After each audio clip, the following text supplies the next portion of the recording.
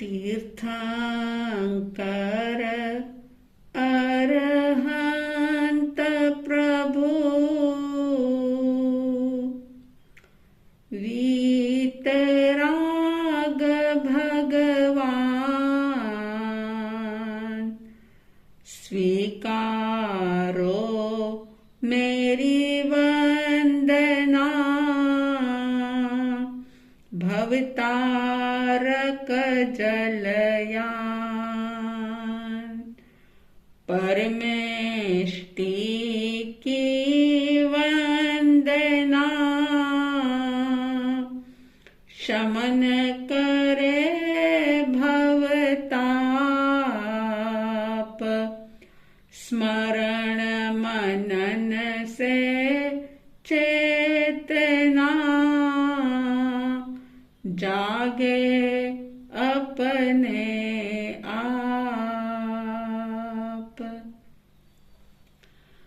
श्रद्धालु जिज्ञासु श्रोताओं,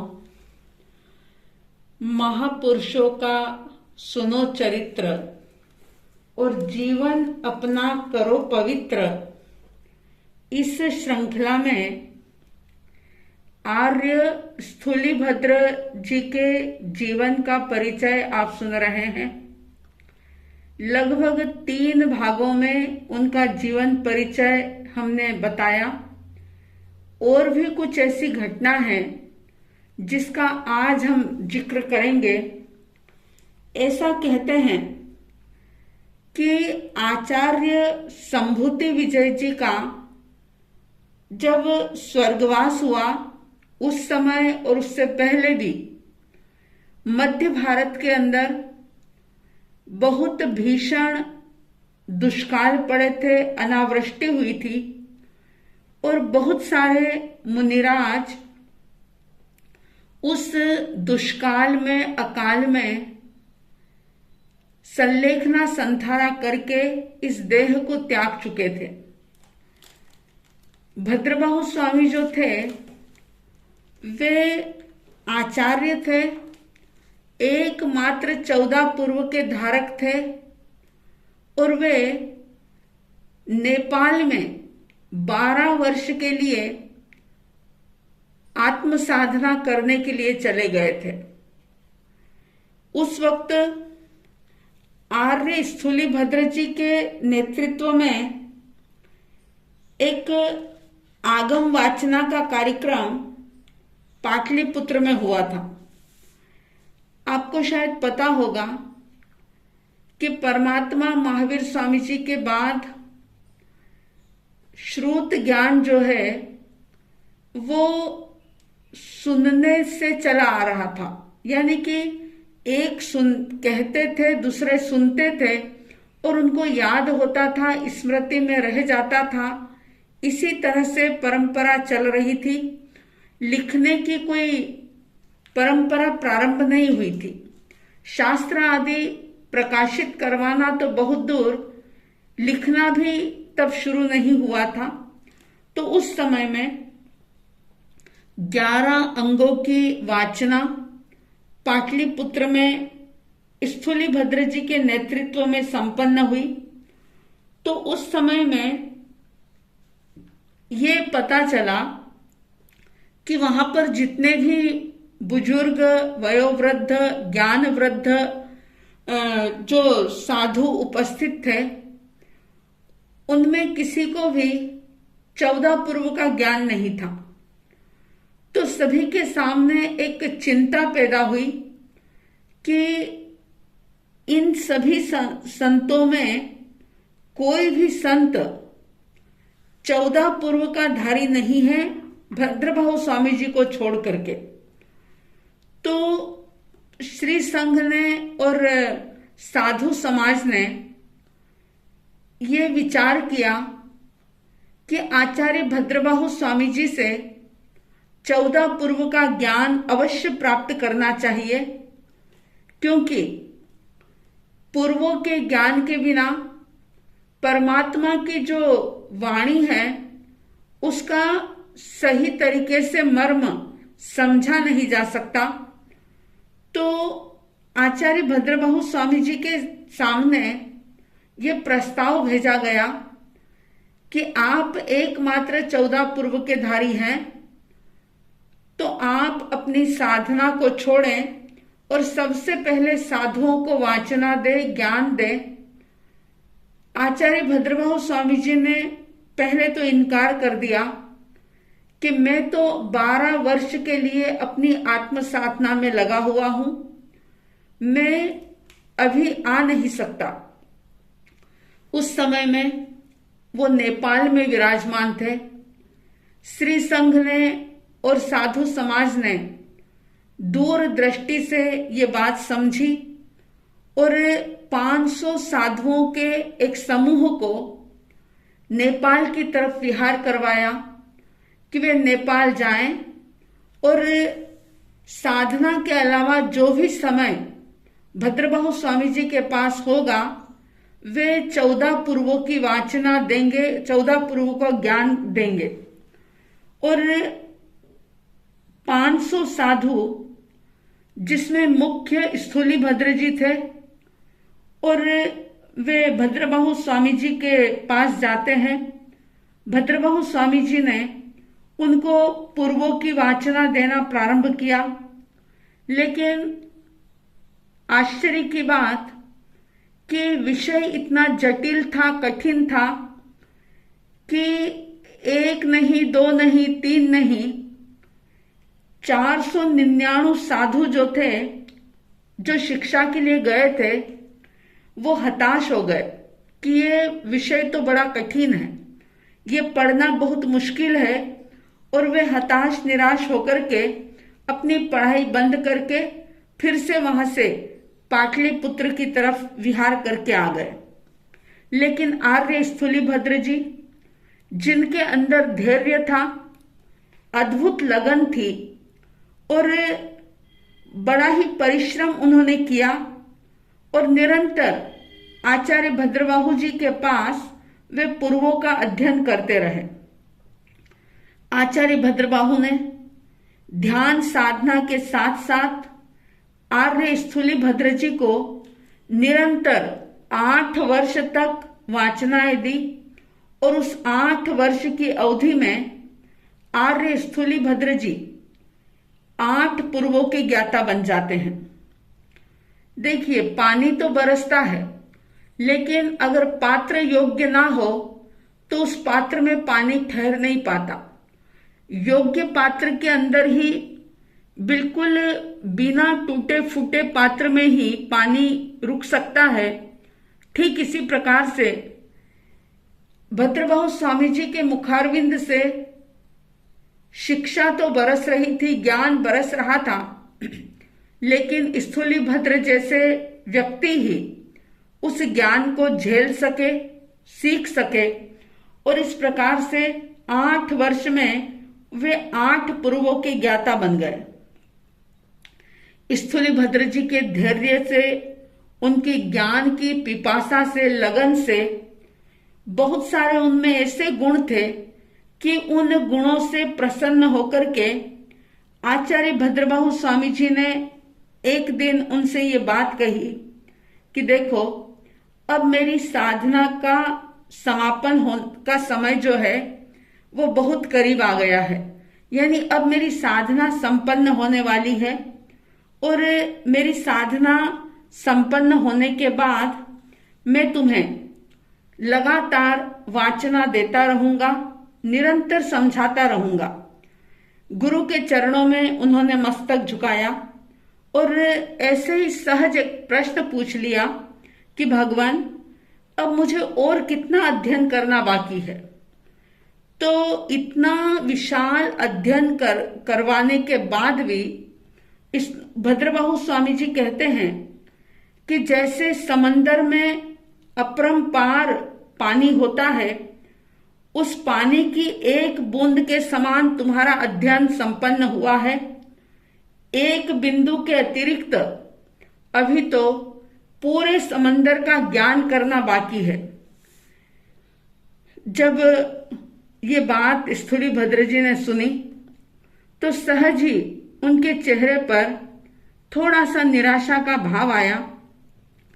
आचार्य भद्रभाव स्वामी उन्हें आश्वासन देते हैं कि तुम हताश मत हो, मैं तुम्हें बाकी का जो पूर्वों का अध्ययन है, ज्ञान है, वो मैं बहुत जल्दी करवाऊंगा। भद्रभाव स्वामी जी की जब साधना संपन्न हुई तो वे तब तक स्थूलीभद्र जी को सिर्फ 2 वस्तु कम ऐसे 10 पूर्वों का ज्ञान करवा चुके थे। और ध्यान संपन्न होने के बाद, अपनी साधना संपन्न होने के बाद भद्रभाव स्वामी जी अपने शिष्य समुदाय के साथ नेपाल से विहार करके फिर से पाटलिपुत्र की तरफ पधारते हैं।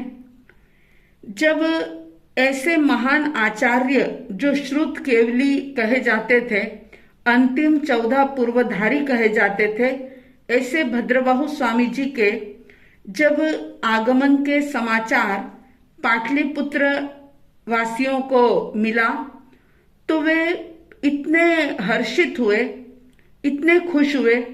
हजारों नागरिक, हजारों लोग, बड़े बड़े सामंत, बड़े बड़े सेठ, साहूकार, सभी उस महान योगी के पास जाते हैं, उनका स्वागत करते हैं, उनको वंदन करते हैं, दर्शन करते हैं, उनके अद्भुत उपदेश को सुनकर के अपने आप को धन्य समझते हैं।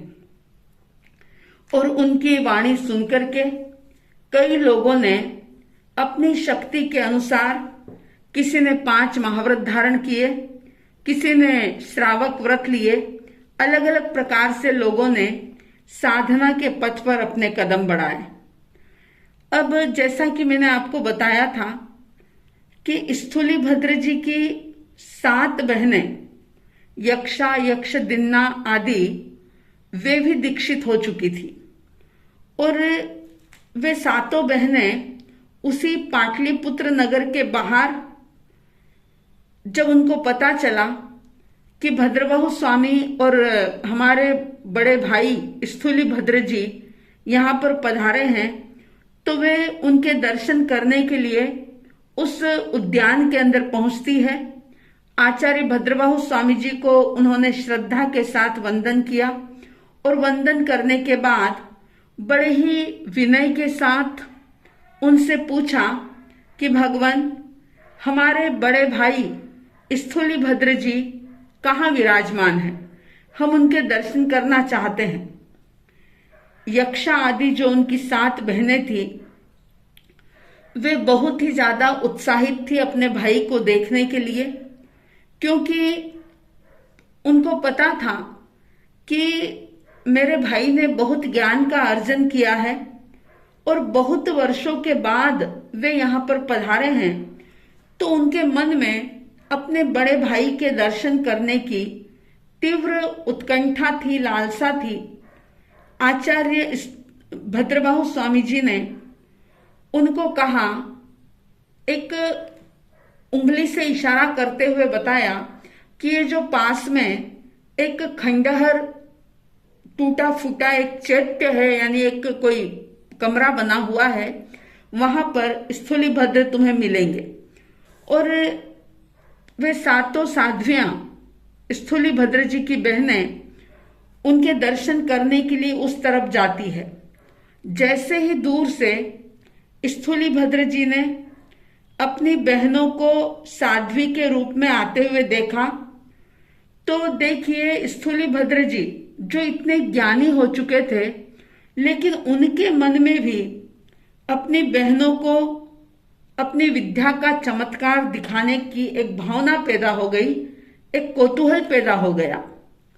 और उसी वक्त उन्होंने अपनी विद्या के प्रभाव से अपने आप को शेर बना दिया, एक विशालकाय, बड़े शरीर वाला ऐसा सिंह का स्वरूप बना दिया। उस जीर्ण चैत्य में, उस खंडहर में जब साध्वियों ने अंदर जाकर के देखा, तो उन्होंने देखा कि वहां पर एक भयानक सिंह बैठा हुआ है और वहां पर उनके भाई स्थूलीभद्र जी उनको नजर नहीं आए। इधर उधर उन्होंने देखा, लेकिन तुरंत ही वहां से लौट करके वो आचार्य भद्रबाहु स्वामी जी के पास आती है और कहती है कि भगवान, वहां तो एक बहुत बड़ा विशालकाय शेर बैठा हुआ है। आर्य स्थूली भद्र जी तो कहीं पर भी नजर नहीं आ रहे हैं। और वे थोड़ी सी परेशान होती है इस शंका के कारण से कि कहीं ऐसे होनहार विद्वान साधु को सिंह ने खा तो नहीं लिया। आचार्य श्री जी ने जब ये बात सुनी तो उन्होंने अपने ज्ञानोपयोग से देखा और सारी स्थिति को समझ गए और उन्होंने कहा कि नहीं, तुम जाओ, लौट कर देखो, अब वहां पर शेर नहीं बल्कि तुम्हारा बड़ा भाई ही बैठा हुआ है। जिसे तुम सिंह समझ रही हो वो सिंह नहीं, तुम्हारा भाई ही था। यक्षा आदि साध्वियां फिर से वहां पर जाती है, शेर की जगह अपने बड़े भाई को देखती है, खूब प्रसन्न होती है, वंदन नमस्कार करती है और उन्होंने बड़े आश्चर्य के साथ पूछा कि अभी थोड़ी देर पहले आपकी जगह पर एक सिंह बैठा हुआ था, वो सिंह कहाँ चला गया? तो आर्य स्थूली भद्र जी ने हंसते हुए कहा कि यहाँ कोई सिंह वगैरह नहीं था, वो तो मैंने ही अपनी विद्या का चमत्कार तुम्हें दिखाया था। बहनों के मन में बड़े आनंद की अनुभूति हुई कि देखो हमारे बड़े भाई कितनी अद्भुत विद्याओं के स्वामी बन चुके हैं। और वहां पर भाई के साथ ज्ञान चर्चा आदि होती है और फिर वे वहां से वापिस अपने स्थान पर वे सातों साध्वियां चली जाती है। साध्वियों के चले जाने पर जब वाचना का समय हुआ तो आर्य स्थूली भद्र जी आचार्य श्री जी की सेवा में उपस्थित हुए और जब वे पहुंचे तो आचार्य भद्रबाहु स्वामी जी ने स्पष्ट रूप से कह दिया कि अब ज्ञानार्जन करना तुम्हारे लिए कठिन है, क्योंकि भोजन व्यक्ति करे और उस भोजन को वो पचा न पाए तो वो भोजन उसके लिए जहर बन जाता है। भोजन करना अलग बात है और उसको पचाना अलग बात है। ठीक इसी प्रकार से ज्ञान को प्राप्त करना अलग बात है और प्राप्त ज्ञान को पचा लेना बिल्कुल ही अलग बात है। तो उन्होंने कहा कि देखो, तुमने जितना ज्ञान प्राप्त कर लिया है अब उतने में ही तुमको संतोष करना पड़ेगा, क्योंकि ये जो ज्ञान है ये प्रदर्शन के लिए नहीं है, ये तो आत्मा के आनंद का अनुभव करने के लिए है। और ये छोटे मोटे चमत्कार दिखाने के लिए इस ज्ञान का उपयोग करना कोई अच्छी बात नहीं है। तो तुमने शेर बनकर के जो चमत्कार दिखाया अपनी बहनों को, इससे ऐसा लगता है कि अब तुम उस ज्ञान को पचा नहीं पाए और अब आगे का ज्ञान प्राप्त करने की तुम्हारी योग्यता नहीं है, क्योंकि आत्मा आनंद के अनुभूति के लिए ही ये ज्ञान का अर्जन किया जाता है। और आत्मा आनंद की अनुभूति, आत्मा का आनंद और उसकी अनुभूति वो इतनी बड़ी चीज है कि उसके सामने ये साधारण चमत्कार क्या, 8 सिद्धि 9 निधि जो है और उच्च कोटि का वैभव, वो भी कोई मूल्य नहीं रखता। वो बिल्कुल उसके सामने तुच्छ है, नश्वर है। आचार्य श्री जी से फटकार सुनी और भी बातें सुनी तो स्थूली भद्र जी को अपनी भूल पर बहुत पश्चाताप हुआ। उन्होंने गुरु चरणों में मस्तक झुकाया, खूब क्षमा याचना की, बार बार कहा कि मैं भविष्य में कभी भी इस प्रकार की भूल नहीं करूंगा। लेकिन आचार्य भद्रबाहु स्वामी जी ने आगे की वाचना देने से इनकार कर दिया, क्योंकि वे जानते थे कि स्थूलीभद्र जैसे साधु भी अगर इस ज्ञान को नहीं पचा पाए तो आगे आने वाले जो होंगे वो तो बिल्कुल भी इस ज्ञान को नहीं पचा पाएंगे और इस ज्ञान का दुरुपयोग होगा। जब संघ ने बहुत प्रार्थना की, स्थूलीभद्र जी ने बहुत अनुनय विनय किया, तो भद्रबाहु स्वामी जी ने जो बाकी के 4 पूर्व थे उनका अर्थ नहीं समझाया, सिर्फ मूल वाचना दी, उसका मीनिंग बिल्कुल भी नहीं बताया, अर्थ नहीं समझाया। और उसमें एक बात ये भी थी, भद्रबाहु स्वामी जानते थे कि उनके देवलोक गमन के साथ ही ये पूर्वों का विच्छेद हो जाएगा, लंबे समय तक ये दृष्टिवाद आदि नहीं चल पाएंगे। तो इस प्रकार से उन्होंने 10 पूर्वों को अर्थ सहित बताया और बाकी के जो 4 पूर्व थे जिसमें अद्भुत विद्याओं का वर्णन था उसकी सिर्फ उन्होंने वाचना दी, मूल वाचना दी। तो इस प्रकार से स्थूलीभद्र जी का जीवन परिचय जो बहुत ही प्रेरणास्पद है और इनके जीवन में कई प्रकार के उतार चढ़ाव, बहुत सारी बातें आपने सुनी देखी। तो ऐसा कहते हैं कि आर्य स्थूलीभद्र जी 30 वर्ष तक गृहस्थ पर्याय में रहे थे और उसके बाद उन्होंने संभूति विजय जी के पास दीक्षा ली थी।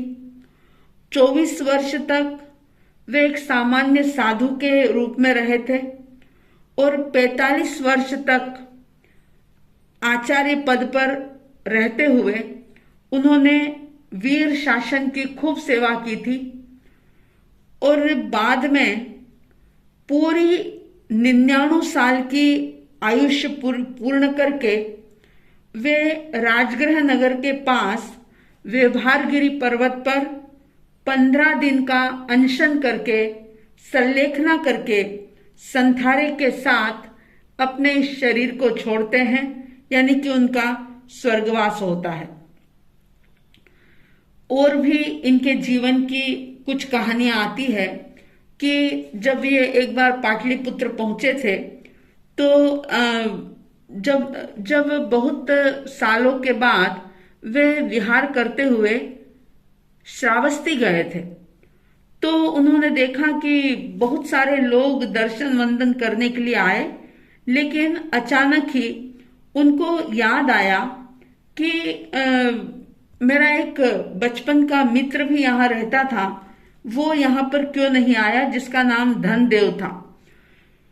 तो वे उसको वहां पर उन्होंने नहीं देखा तो वे लोगों के साथ उसके घर चले जाते हैं। देखिए इतने बड़े आचार्य, लेकिन कितनी सहजता सरलता थी कि वे अनायास ही लोगों के साथ अपने बचपन के मित्र धनदेव के घर पर पहुंच जाते हैं। धनदेव की पत्नी जो थी वो जैसे ही देखती है कि अरे साक्षात कल्प वृक्ष के समान आचार्य श्री जी स्वयं मेरे घर आंगन में आए हैं, तो वो बहुत ही प्रमोदित होती है, खुश होती है, आचार्य श्री जी को वंदन नमन करती है और उनको बैठने के लिए एक लकड़ी का पाट प्रस्तुत करती है और उस पर बैठने की उनसे प्रार्थना करती है। आचार्य श्री जी वहां पर विराजमान होते हैं और वहां बैठने के बाद आचार्य स्थूलीभद्र जी ने धनदेव की पत्नी से पूछा कि भाई धनदेव कहीं दिखाई नहीं दे रहे हैं। तो उनकी पत्नी कहती है कि हमारा बहुत नुकसान हो गया, किसी जमाने में हमारे पास बहुत पैसा था, लेकिन अब हम बिल्कुल ही गरीब हो चुके हैं, तो गरीबी के दुख से दुखी होकर के पैसा कमाने के लिए धनदेव विदेश गए हैं।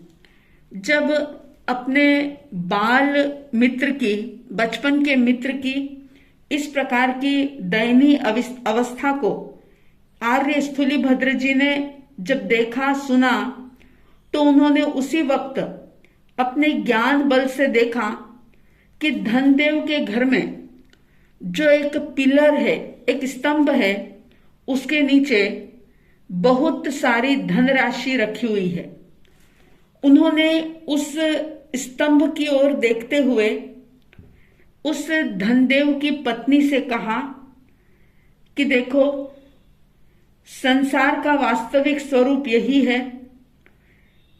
कब व्यक्ति के जीवन में किस प्रकार का समय आ जाए पता नहीं चलता। कैसा समय था जब तुम्हारे पास बहुत दौलत थी, धन था, कितना बड़ा व्यवसाय था, और आज धनदेव की इस प्रकार की दुर्दशा हो गई है।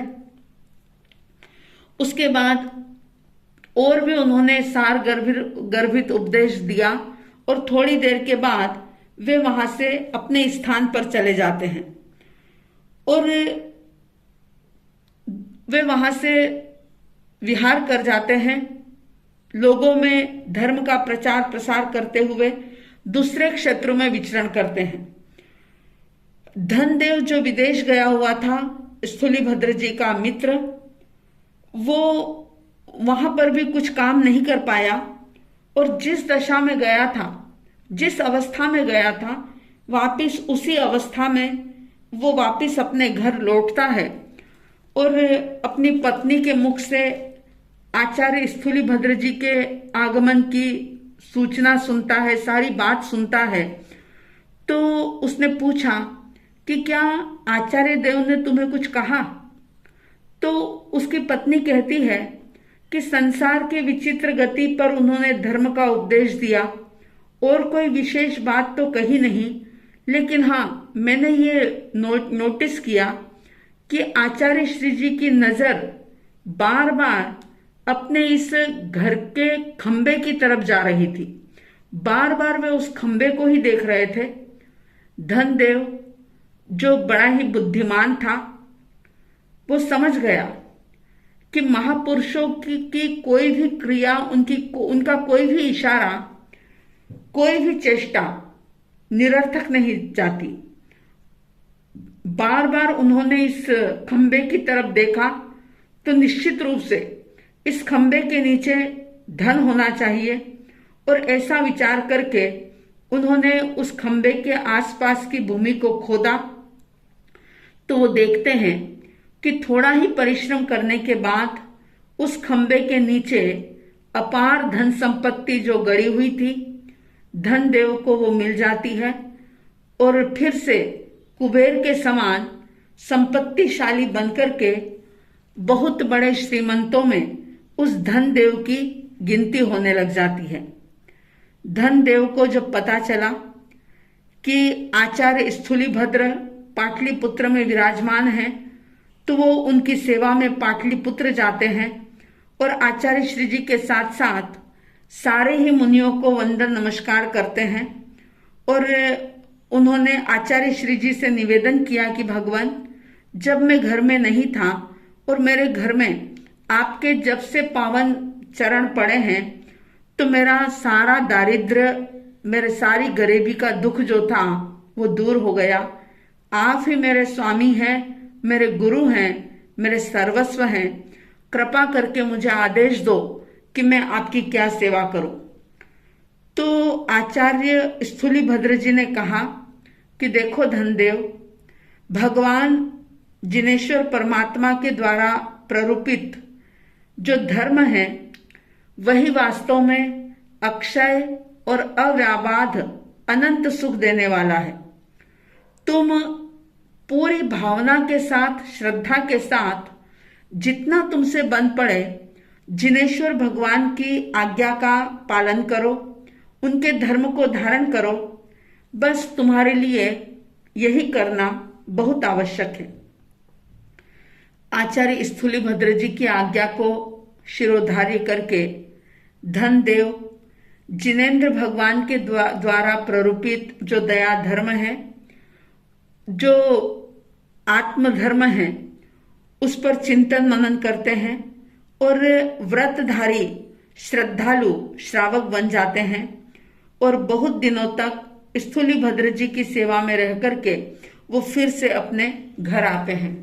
तो इस प्रकार से कहने का अभिप्राय कि आचार्य स्थूलीभद्र जी ने आचार्य पद के पहले भी और आचार्य पद पर प्रतिष्ठित होने के बाद भी खूब धर्म की जाहो जलाली की, खूब उन्होंने परमात्मा की वाणी को जन जन तक पहुंचाया, खूब ज्ञान अर्जन किया और इस प्रकार से अपने इस मनुष्य जीवन को सफल किया, सार्थक किया। स्थूलीभद्र जैसा त्याग आप सबके भीतर में जागे, उनके जैसी ज्ञान पिपासा आप में, हम में, सब में जागे। इसी शुभ मंगल भावनाओं के साथ जय प्रभु महावीर, जय गुरु आनंद।